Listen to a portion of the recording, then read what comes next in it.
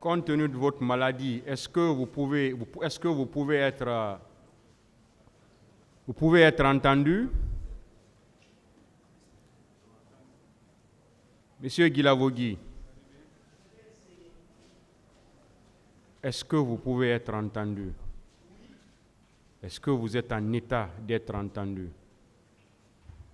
Je vais essayer, Monsieur le Président. Parce que vous ne direz pas après, c'est parce que j'étais malade, c'est pourquoi j'ai dit ceci ou cela. Est-ce que vous êtes en état d'être entendu? Ça peut être reporté pour une autre fois. Est-ce que vous êtes en état? Je peux être entendu.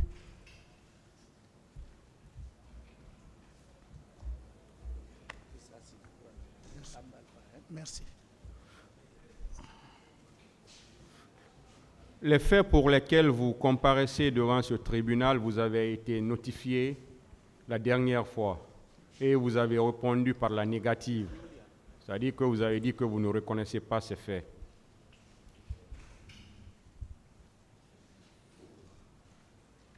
Vous dites, Monsieur le Président? Je disais que les faits pour lesquels vous comparaissez devant ce tribunal, vous avez été notifié par le tribunal la dernière fois et vous avez répondu en disant que vous ne reconnaissez pas ces faits.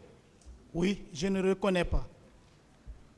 Veuillez alors expliquer au tribunal ce qui s'est passé. Merci, Monsieur le Président. Merci à la Cour de m'avoir donné la parole, de m'exprimer sur ces événements concernant le 28 septembre, dont ça fait 13 ans, je suis en prison sans jugement.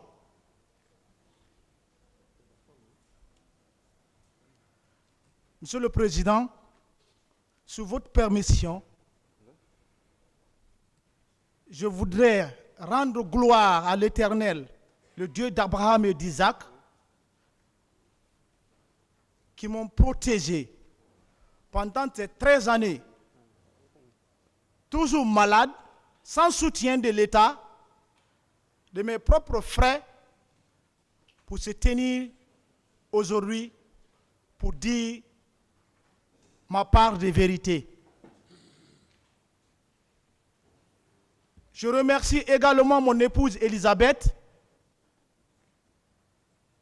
d'avoir soutenu mes enfants et ma personne.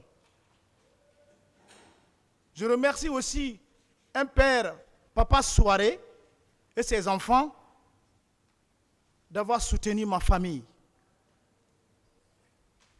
Je termine en remerciant mes avocats, Maître Sidiki Berete, Maître Salif Biavogui et Maître David Biavogui, de venir servir pour ma défense. Je termine en remerciant le président de la République, Mamadi Doumbouya, le colonel, d'avoir eu le courage que ce procès ait lieu. Parce que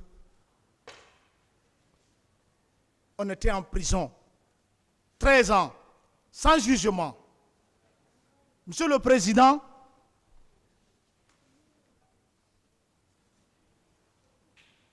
je commence à vous dire ceci.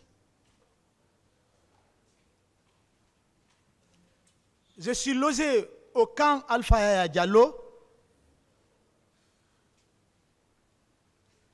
C'est le 30e mars 2010, dans les bandes de 19 heures,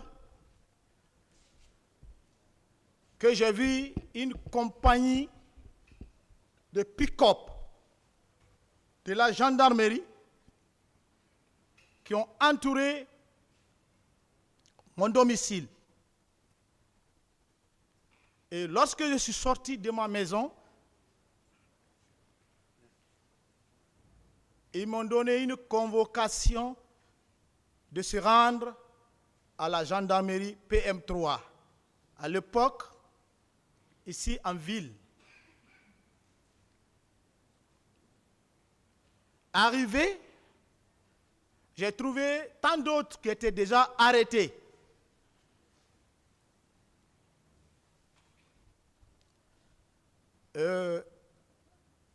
Nous étions dans une chambre, presque un petit bureau.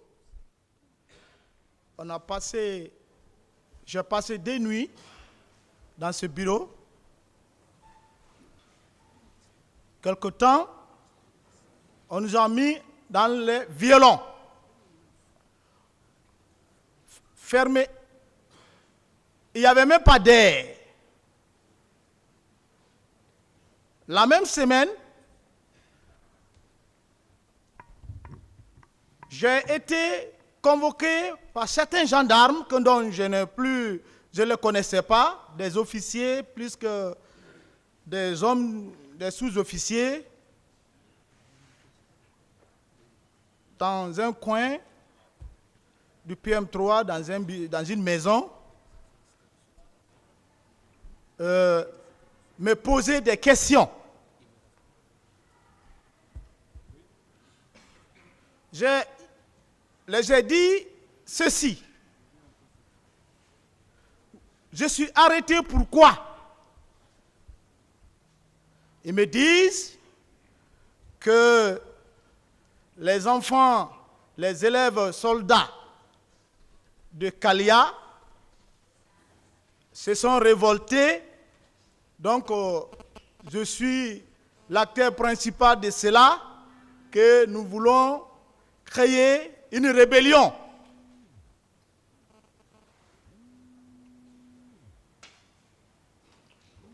J'ai dit, quelle rébellion? J'ai dit, moi, je n'ai jamais été à Kalia pendant la formation des recrues et même après cette formation. Je n'ai jamais été même dans la ville de Forêt-Karia, à forte raison, au centre d'instruction de Kalia. Donc, comme ils n'ont pas trouvé de quoi dire, ils m'ont fait retourner dans la cellule. J'avais pas de visite, il n'y a pas de communication. C'est lorsque ma femme est venue apporter à manger, elle me dit que le général Noumcham, à l'époque, qu'il était chef d'état-major de l'armée au moment de la transition du général Sekouba Konaté, qu'il a envoyé un camion chez moi, perquisitionner, ramasser tous ceux qui sont à la maison. Ils ont pris tout. Peut-être, sauf les feuilles, envoyé tout. Comme j'étais face aux griffes de ceux qui veulent se venger, je ne sais pas quoi, sinon quand tu arrêtes quelqu'un, et même s'il faut le faire, une réquisition chez lui, ce n'est pas venir même prendre ses fauteuils, prendre tout ce qu'il y a à la maison.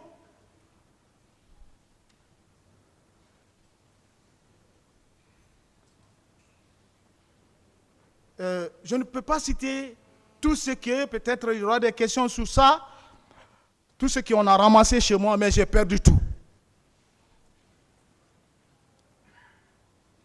Alors, ainsi, j'ai dit à madame, calme-toi. Ceux qui en veulent au président Moussa Dadis Camara, ce sont eux qui m'ont arrêté. Parce que, tout simplement, on me dit, neveu de Dadis. Il dit, restez calme. Va avec les enfants. Mon père était paralysé. Il était ex-gendarme. Je fus arrêté devant lui. Il m'a dit, Marcel, rends-toi. Tu es chez toi. Ne manifeste pas. Qu'on ne combat pas dans son propre champ. J'ai dit, papa, je ne ferai pas d'obstacle d'aller répondre devant une gendarmerie. Madame s'est retournée.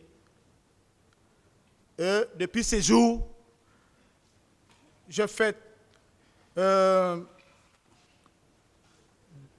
quelques semaines, je pense bien, le jour que je fus arrêté, c'était la première fois que le président Sekouba Konaté s'est rendu en France pendant la transition. Donc, dès qu'il a quitté Conakry, c'était chasse à l'homme. Tous ceux qui étaient proches de Dadis, on les a arrêtés. On les a arrêtés.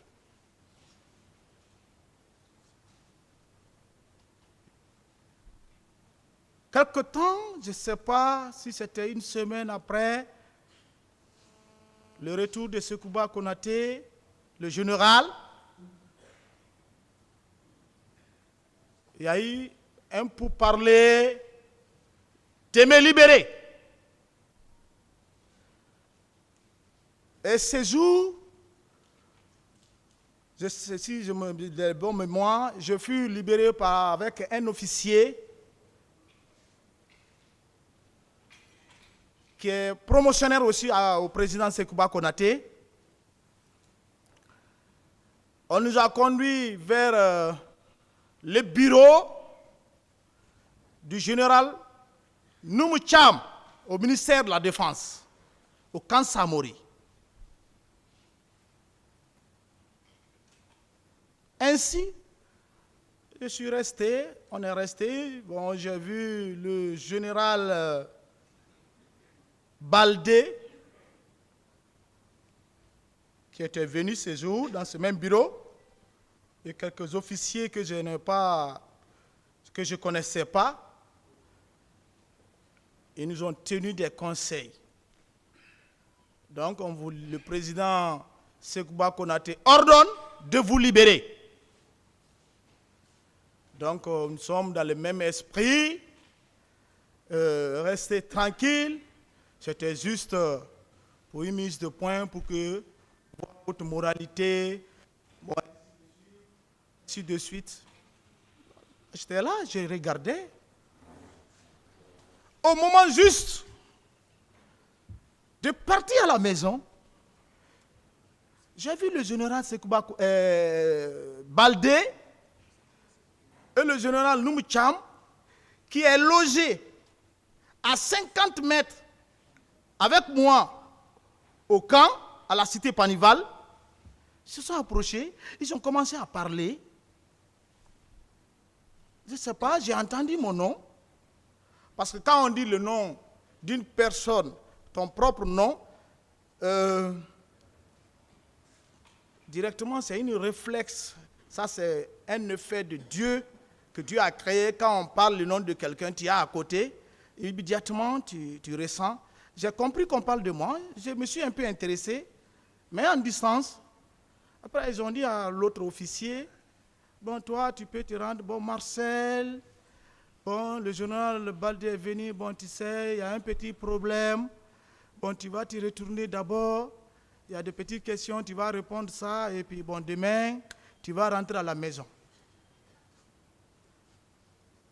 J'ai dit, parce que je l'appelais mon père. Je le voyais souvent avec le président Moussa Dadis Camara, se disant ami au président. Je le disais mon père. J'ai dit, ah papa, le président m'a libéré. Et vous vous dites que je dois répondre à d'autres choses. Laissez-moi aller à la maison. Je ne suis pas un homme qui va quitter ce pays. Et je ne quitterai pas ici. Je ne me reproche de rien. Laissez-moi rentrer. S'il faut vous répondre à d'autres questions demain ou après-demain, je viendrai répondre. Il dit non, tu sais, bon, tu vas faire ça demain, tu vas définitivement partir à la maison. Je viens, on libère l'autre officier, moi on m'embarque, on était 3. On m'envoie au PM3 de nouveau. Ce jour, je n'étais pas content, mais j'ai accepté. Arrivé, je suis resté sans effet. Je suis en prison, personne ne me demande, je n'ai pas de visite. Même pour me laver, je ne me lavais pas. Des menaces. Mais je dis, mais je suis là pourquoi? Entre-temps, je pense, ils ont dit qu'ils vont rénover le PM3. Donc, il faut nous transférer dans une autre point de gendarmerie nouveau qui a été créé maintenant là, qui est Matam, au service d'investigation, où était en tête, je ne sais pas s'il est général maintenant ou bien colonel, Diawara. Arrivé au PM3, on quitte PM3, on me ramène dans une cellule, une nouvelle cellule peinturée de nouveau, la peinture même sentait, on me fout dedans. C'est ce qui a même fait que j'ai des problèmes pulmonaires jusqu'à présent. J'ai passé toute une semaine, 2 semaines dans la cellule. Je sors, je vais j'urine. Je sors, je vais j'urine. On m'a torturé et on m'envoie devant un fait que, bon, il y a un problème, le cas du 28 septembre. J'ai dit, quel 28 septembre que vous me posez cette question? C'est moi que vous arrêtez pour le cas du 28 septembre? Il dit, oui, bon, la justice a besoin, nous, bon, on va faire ça vite, tu vas dire pour toi et puis tu vas rentrer. Je ne me souviens plus des dates, 13 ans. Ils ont posé des questions. Tu es parti au stade? J'ai dit, vous-même, vous savez, je ne suis pas parti au stade. Non, si tu es parti au stade, dis-nous. Sinon, on va te tuer ici. J'ai dit, moi, je ne suis pas parti au stade. Alors, si tu n'es pas parti au stade, qui alors a donné l'ordre? J'ai dit, je ne sais pas. Je ne suis pas parti au stade. Comment je peux vous dire celui qui a donné l'ordre? Quels sont les éléments qui sont partis au stade? J'ai dit, je n'en sais rien. La voiture donne le voyage dont tu n'as pas participé, l'embarquement des bagages et des personnels. Comment tu peux connaître les noms? Peut-être tu peux entendre parler, les gens parler, mais toi-même personnellement, tu ne peux pas affirmer ce qui s'est passé. J'ai dit, je ne connais rien dans l'affaire du 28 septembre. Bon, d'accord. Puisqu'il ne pouvait plus me poser des questions, je suis resté là. Je suis resté à la gendarmerie 3 mois. On ne me défère pas. On ne m'envoie pas dans une juridiction. Je n'avais pas d'avocat. On ne me permettait même pas, même pour bien manger.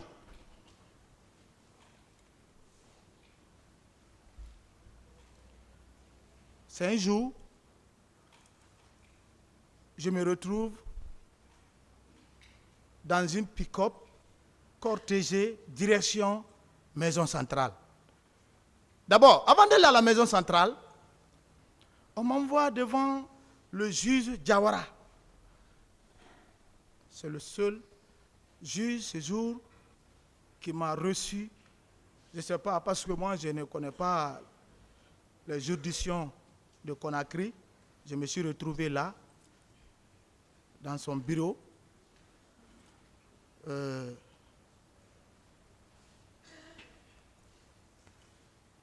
Mais les PV qui a accompagné de la gendarmerie devant monsieur le juge Diawara, il y avait un petit papier.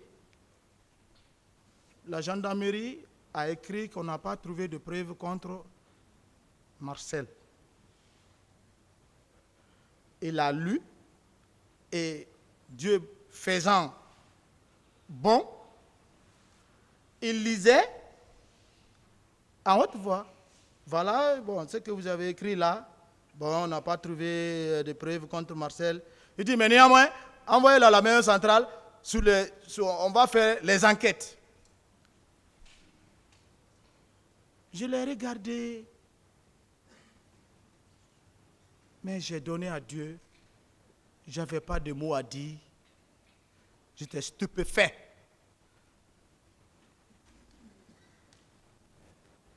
On me conduit à la maison centrale.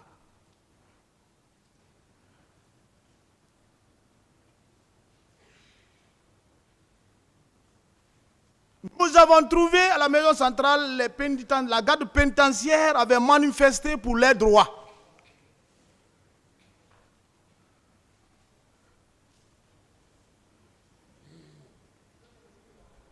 Pour leurs droits.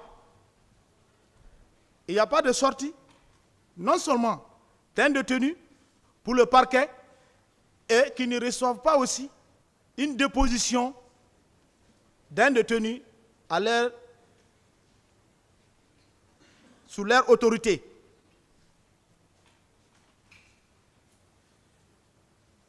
Ah, on vient, il dépose, et puis je suis parti à la maison centrale sans un mandat de dépôt. Sans un mandat de dépôt, je suis parti à la maison centrale. C'est-à-dire où je suis assis, Monsieur le Président, je suis guinéen, de la Guinée forestière. Je suis Thomas, qui a une sagesse de mes origines. Si vous me voyez, je parle peut-être en haute voix, c'est le moment de parler. 13 ans. Sans jugement. Mes enfants ont grandi derrière moi. Je n'ai pas pu leur éduquer. Dans un pays de démocratie, où les lois sont fondées, les autres qui sont impliqués dans ces dossiers sont libres.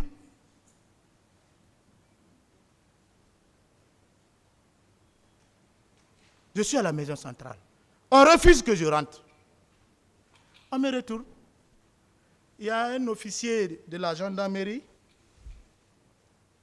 Il dit, Marcel, prends courage. Tu es un homme de Dieu. On n'a jamais envoyé un détenu à la maison centrale et on nous fait repousser. Peut-être, toi, les juges vont voir ce que la gendarmerie a écrit, ils vont te libérer. Je ne l'ai pas répondu.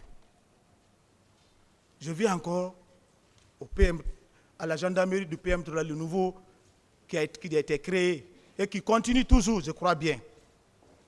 On vient, on me met dans la cellule. Mon mandat de dépôt qu'on a énuméré sur, je ne sais pas comment, juridiquement, bon, moi je suis militaire, que vous appelez convoi de renvoi, je ne sais pas quoi, les documents que nous avons reçus. Il est écrit le 14 juillet, le 18 juin 2010. C'est ce jour, effectivement, qu'on m'a envoyé au PM3. De PM3 en prison de Coronti. Et on m'a retourné ce même jour. Du 18 juin, comment dire, oui, du 18 juin, jusqu'au 14 juillet, j'étais encore en prison au PM3. J'ai fait encore un mois au PM3. Je ne sais pas maintenant si la garde pénitentiaire avaient sous soi leur manifestation. C'est au 14 juillet, 7e mois 2010, qu'on m'a déposé et j'ai été reçu. Sans mandat de dépôt. Le greffier et le régisseur, le colonel Souriba, étaient là. Je ne connaissais pas leur nom, mais comme on était déjà dans l'enceinte, c'est maintenant que j'ai commencé à connaître que bon, telle personne et telle personne. Ce que je puisse dire leur nom. Parce que moi, je ne connaissais pas Coronti, la prison de Coronti, ni les responsables. Le greffier dit au régisseur, mais ceci-là, ils ont envoyé cet homme-là, mais il n'y a pas d'infraction, il n'y a rien qui est écrit contre lui. Le régisseur a dit, comme il l'a envoyé, gardez-le comme ça. Je vais appeler le procureur, je ne sais pas. On me dit, descendons. Ainsi, je me retrouve dans les 4 murs de prison à Coronti.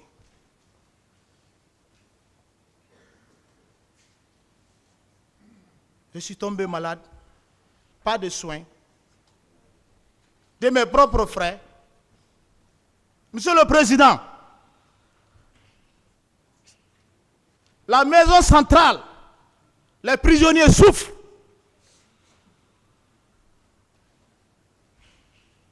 Même le manger, même tu donnes à un chien, une fois, deuxième fois, il va refuser de manger.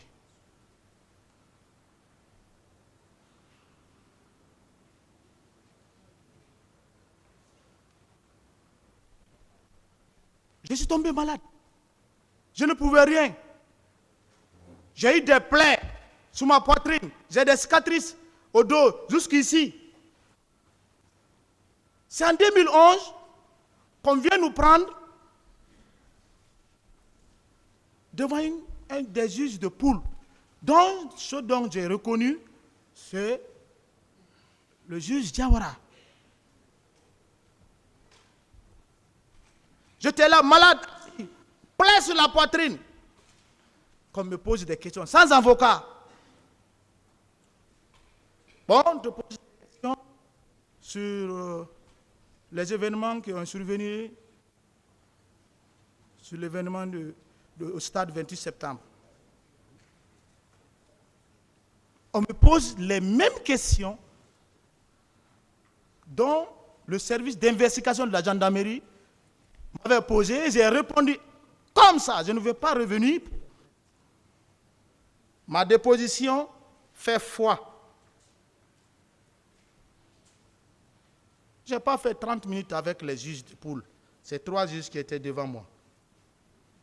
Ils m'ont fait lire, j'ai lu et j'ai signé.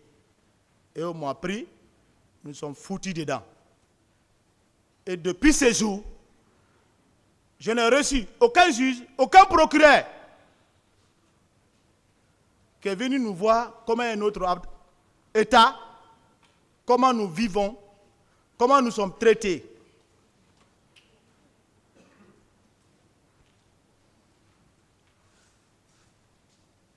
Je disais même, quand est-ce que nous allons sortir de cette prison? Et on parle de 28 septembre, nous écoutons les radios. On parle les noms de certains accusés qui sont dehors, qui sont en train de se promener. Alors, nous sommes dans quelle juridiction? Mais on avait toujours un bon régisseur, Soriba, le colonel, qui nous apaisait, que tout passe. Il me dit, Marcel, tout passe. Restez tranquille. Dieu va vous faire sortir un jour et que cela soit fait dans le nom de Jésus.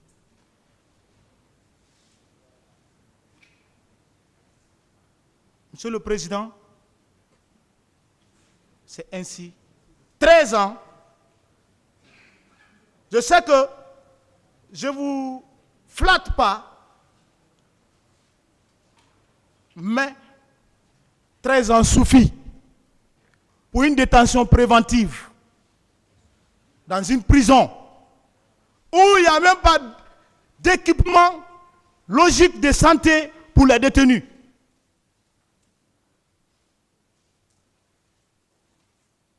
Je souffre. J'ai perdu tout.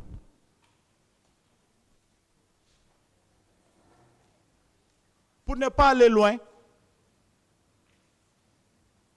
je ne peux que m'en remettre à Dieu et à vous. Monsieur le Président, je veux ma liberté.